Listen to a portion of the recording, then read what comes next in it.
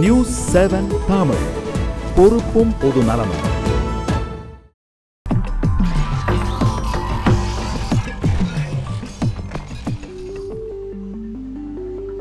மீண்டும் உங்களை சந்திக்கிறேன் கேள்வி நேரத்தினுடைய இரண்டாவது அமர்விற்காக. நான் முன்பே சொன்னது போல இந்த விவாத அமர்வில் நம்ம விவாதிக்க இருக்கக்கூடிய தலைப்பு என்ன அப்படின்னு கேட்டிங்கன்னா, விடுதலை புலிகள் இயக்கத்தினுடைய தலைவர் பிரபாகரன் அவர்களினுடைய பிறந்த நாள் கொண்டாட்டத்திற்கு தடை விதிக்க வேண்டும் என்று திரு சுப்பிரமணியன் சுவாமி அவர்கள் உள்துறை அமைச்சகத்திற்கு ஒரு கடிதம் எழுதியிருக்கிறார். அது மட்டுமல்ல, சில பரிந்துரைகளையும் செய்திருக்கிறார். இது பற்றி பேசக்கூடிய திரு வைகோ அவர்களை தேசிய பாதுகாப்பு சட்டத்தின் கீழ் கைது செய்ய வேண்டும், இது பற்றியும் அவர் பேசியிருக்கிறார். இந்த விவாதம் எப்படிப்பட்ட விவாதமாக இருக்க போகிறது, மத்திய அரசு இதை எப்படி பார்க்கிறது, இது குறித்தெல்லாம் தான் நம்ம விவாதிக்க போகிறோம். இது குறித்து விவாதிப்பதற்காக நம்முடைய அரங்கத்திற்கு இரண்டு பிரதான கட்சிகளை சேர்ந்த மிக முக்கியமான நபர்கள் வந்திருக்கிறார்கள். நான் அவர்களை உங்களுக்கு அறிமுகம் செய்கிறேன். மறுமலர்ச்சி திராவிட முன்னேற்ற கழகத்திலிருந்து திரு திருநாவுக்கரசு வந்திருக்கிறார். வணக்கம் திருநாவுக்கரசு. இது பற்றி பேசுவதற்காக, ஏன்னா சுப்பிரமணிய சுவாமி அவர்களினுடைய கடிதம் குறித்தும் இது ஏற்படுத்தி இருக்கக்கூடிய அரசியல் அதிர்வுகள் குறித்தெல்லாம் பேசுவதற்காக பாரதிய ஜனதா கட்சியிலிருந்து திரு கல்யாணராமன் வந்திருக்காங்க. வணக்கம் திரு கல்யாணராமன். உங்கள்கிட்ட இந்த வாதம் மீண்டும் வழக்கமாக இது அவருடைய தனிப்பட்ட கருத்து, இதற்கும் மாநில பாஜகவிற்கும் சம்பந்தம் இல்லை அப்படின்னு நீங்கள் சொல்லக்கூடாது. உண்மையில் மாநில பாஜக எப்படி பார்க்கிறது, மத்திய அரசு இதை எப்படி பார்க்கிறது? இந்த அடிப்படை கருத்தே இங்கே பார்த்தீங்கன்னா, பிரபாகரனுடைய 60வது பிறந்த நாள் வருகிறது. அந்த சூழ்நிலையில் வந்து பிரபாகரனுடைய பிறந்த நாளை கொண்டாடணும், கோலாகலமாக கொண்டாடணும்னு வைகோ ஒரு வேண்டுகோளை வைக்கிறார். இந்த சூழ்நிலையில் தான் இதை நம்ம பார்க்குறோம். மத்திய அரசுடைய பார்வையில் எல்டிடி ஒரு தடை செய்யப்பட்ட அமைப்பு, இது முதல் விஷயம்.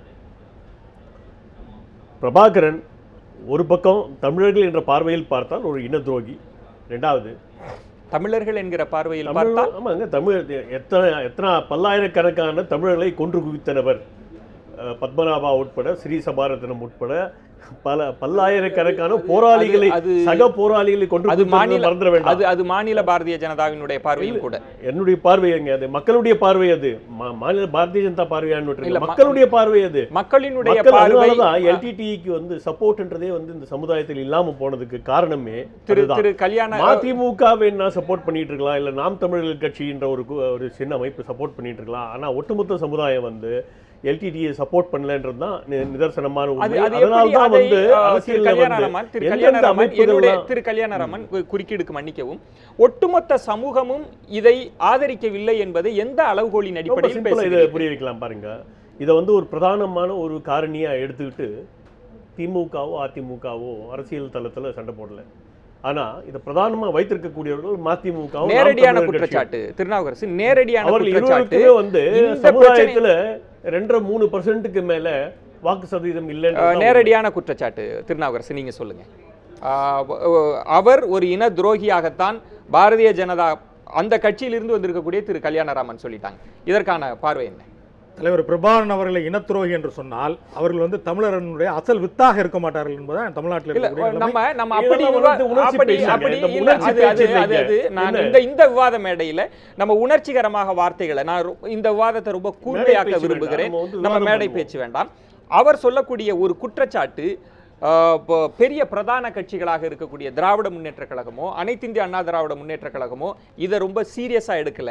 ஆனா இதை சீரியஸாக எடுத்துக்கொண்டு இருக்கக்கூடிய கட்சிகளுக்கான வாக்கு விகிதம் என்பதை நீங்கள் பார்த்து தெரிந்து கொள்ளலாம் என்பதுதான் அவருடைய கருத்து. அதற்கு தான் நான் உங்கள்கிட்ட பதில் கேட்கிறேன். அதான் நான் என்ன சொல்றேன்னா, பிரபாகரன் அவர்களை பொறுத்தவரையில் அவர் குறிப்பிட்டதை போல அவர் வந்து இனத்தினுடைய துரோகி என்று சொல்லுகிறார். அதெல்லாம் ஏற்றுக்கொள்ள முடியாது. ஏன்னா அது வந்து என்ன இன்றைக்கு வந்து தமிழர்களுடைய உலகத் தமிழருடைய ஒப்புயர்வற்ற அடையாளமாக இன்றைக்கு வந்து தமிழர்களால் பார்க்கப்படுபவர் வந்து பிரபாகரன் அவர்கள்.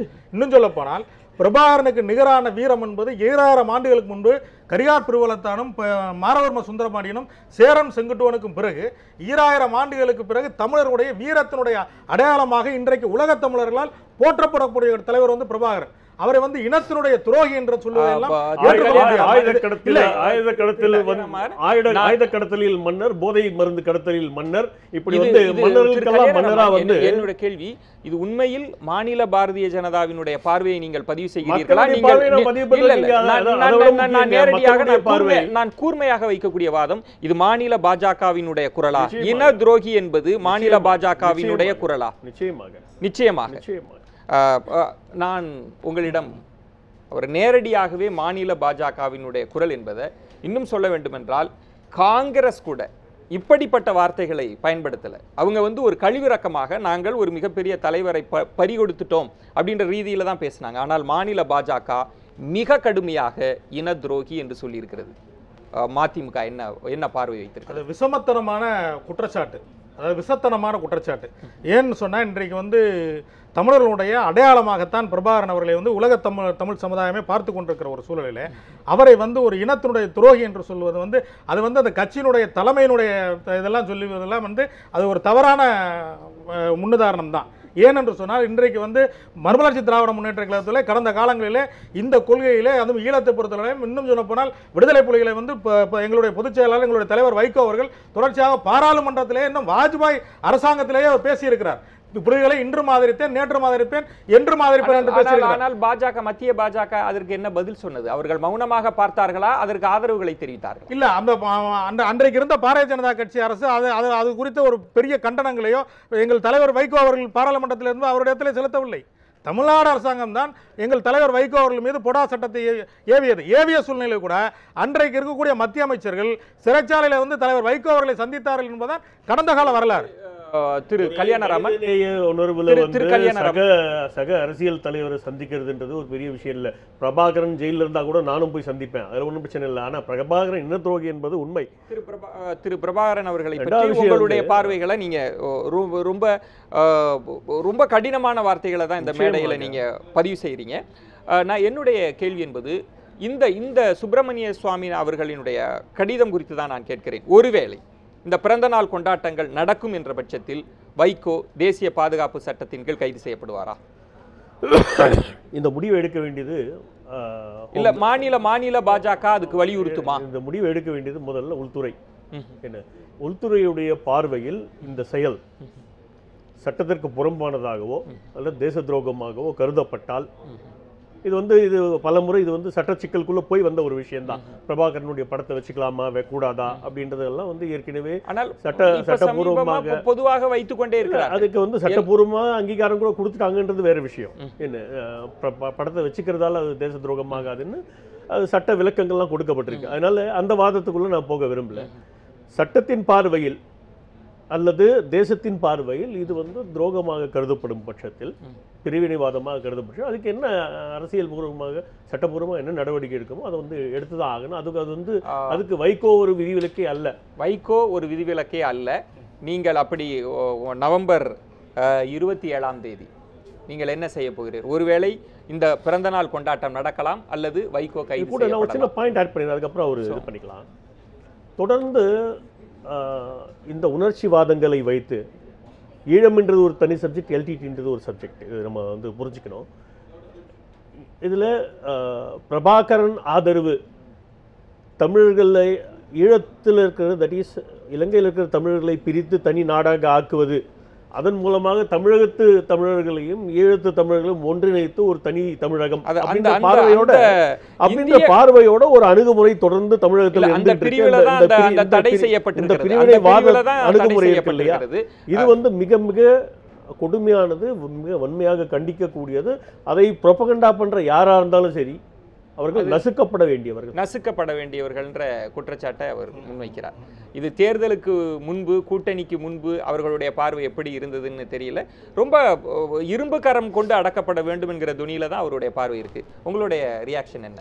அதாவது ஈழம் என்ற ஈழத்தை பற்றி அவர் குறிப்பிட்டார். ஈழம் என்பது வந்து அது வந்து ஏற்கனவே இருந்த நாடு. அது அங்கே வந்து ஈழத்தில் நான் அந்த பூர்வாக அந்த வரலாறுக்குள் செல்ல விரும்பல. நவம்பர் 27 என்ன நடக்க போகிறது, அதிமுகவினுடைய நிலைப்பாடு என்ன? இல்ல அதுதான் அதுக்கான விளக்கத்தை நான் சொல்லிடுறேன். பிரபாகரன் அவர்களுடைய தலைமையில் அங்கே ஒரு சிறப்பான தமிழருடைய ஆட்சி நடைபெற்றது. அந்த ஆட்சியிலே கற்பழிப்பு இல்லை, அங்கே திருட்டு இல்லை, அங்கே கொள்ளை இல்லை. இப்படிப்பட்ட இந்த ஆட்சியை வந்து ஐநா சபையே வந்து அன்றைக்கு வந்து பார்வையிட்டு விட்டு ஒரு மிகச்சிறந்த ஆட்சி என்று அவர் சொல்லிவிட்டதான் போனதான் கடந்த காலத்தில் வரலாறு. நான் என்னுடைய வார்த்தை இல்லை, என்னுடைய விமர்சனங்கள்ல அது உள்ளுக்குள்ளும் இருக்கக்கூடிய விமர்சனம் அப்படின்றதுனால நீங்கள் மாவீரர் நாள் கொண்டாடுவது என்பது வேறாக இருக்கலாம். ஆனால் இங்குதான் ஒரு தனி நபர் வழிபாடு செய்யப்படுவதும் தனிநபரை துதித்து பேசுவதும் இருக்கக்கூடிய ஒரு காலம். அது திராவிட கட்சிகளும் விதிவிலக்கு இல்லாமல் எல்லோரையும் துதித்து பேசுகிற போது நீங்கள் இந்த தனிநபர் வழிபாட்டை, ஏன்னா அங்கேயே அந்த விமர்சனம் உண்டு, மாவீரர் நாளை கொண்டாடணுமா பிறந்த நாளுக்கு முக்கியத்துவம் கொடுக்கணுமான்ற விமர்சனங்கள் எல்லாம் இருப்பதாக பதிவுகள் இருக்கிறது. நான் அப்படிதான் கருத்துக்களை சொல்றேன். அப்படி இருக்கிறப்ப ஒரு தனிநபர் வழிபாட்டை கடல் கடந்து நீங்கள் தமிழகத்துக்கு கொண்டு வரீங்களோ? இல்லை, இது பிரபாகரனுடைய பிறந்தநாளை பொறுத்தவரை அது தனிநபர் பிறந்தநாளே கிடையாது என்பதுதான் எங்களுடைய வாதமே. அது வந்து ஒட்டுமொத்த தமிழ் சமுதாயத்தினுடைய ஒரு மாபெரும் திருநாள் தான் அந்த நாள். ஏன்னு சொன்னா பிரபாகரன் அவர்கள் வந்து இங்கே இன்றைக்கு நீங்க நினைப்பதை போல அவர் வந்து ஒரு சாதாரண ஒரு காரியத்தை அவர் செய்யல.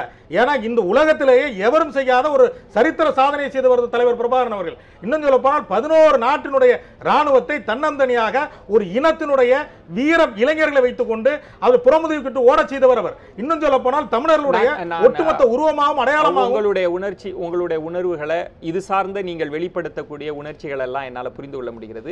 ஆனால் உங்களிடத்திலும் எனக்கு சில கேள்விகள் எல்லாம் இருக்கிறது. அது பற்றி கேட்கிறேன். ஒரு சிறிய விளம்பர இடைவேளைக்கு பிறகு நாம் தொடர்ந்து பேசலாம். நீங்களும் காத்திருங்கள்.